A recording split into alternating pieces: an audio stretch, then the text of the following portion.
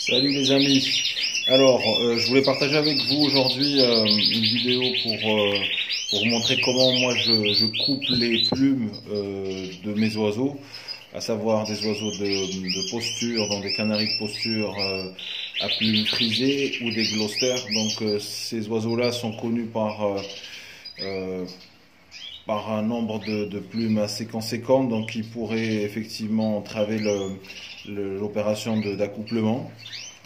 Ceci dit, bon, c'est une façon de faire. Il y en a d'autres, bien sûr, et il y en a des avis différents. Il y en a certains qui ne coupent pas les plumes, d'autres le font. Moi, je le fais et ça me va.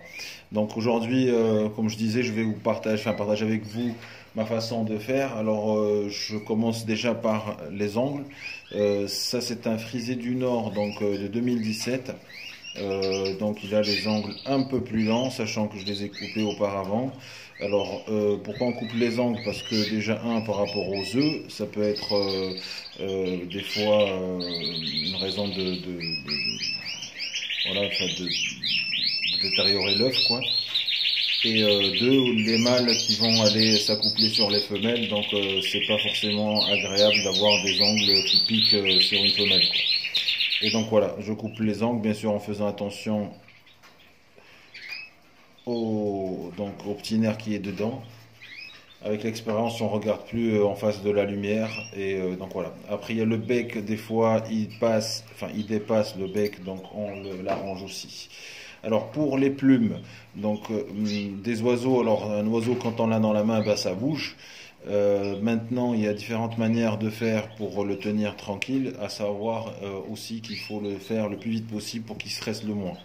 Alors moi, ce que je fais, c'est qu'effectivement, si on veut couper autour du cloaque, donc c'est un peu risqué parce qu'il y a les jambes de l'oiseau, donc on peut, sans le vouloir bien sûr, prendre la jambe ou prendre un morceau du doigt ou de l'ongle. Donc moi, ce que je fais, c'est que j'étire la patte.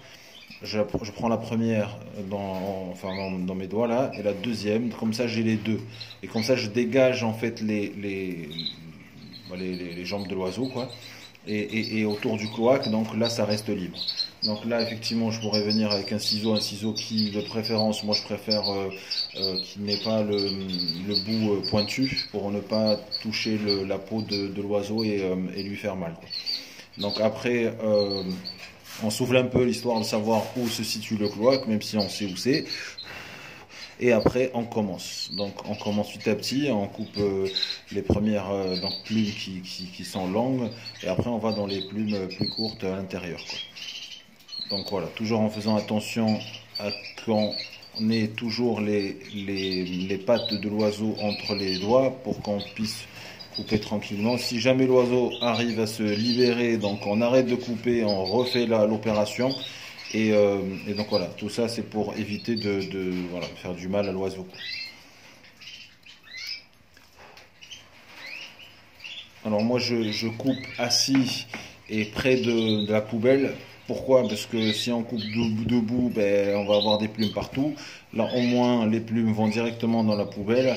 J'asperge de temps en temps parce que voilà, au bout du 50e oiseau, ben, le bac là où le seau va se remplir, donc j'arrose un peu avec de l'eau pour que les plumes ne puissent pas remonter. Et voilà. Et donc là on a le cloaque dégagé, comme on peut voir. On laisse les plumes donc au-dessus du cloaque, c'est nécessaire pour que le mâle puisse s'accoupler. Et moi je coupe aussi la queue.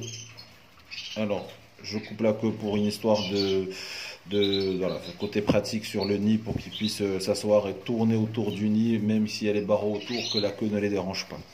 Voilà, donc après moi j'ajoute une petite goutte donc anti-poux sur la nuque.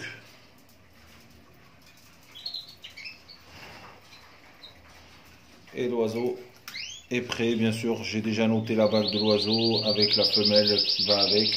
Et donc voilà.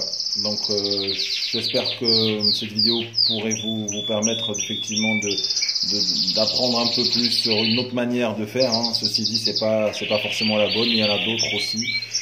L'essentiel c'est d'essayer et d'avoir sa manière à soi, quoi. Bon courage.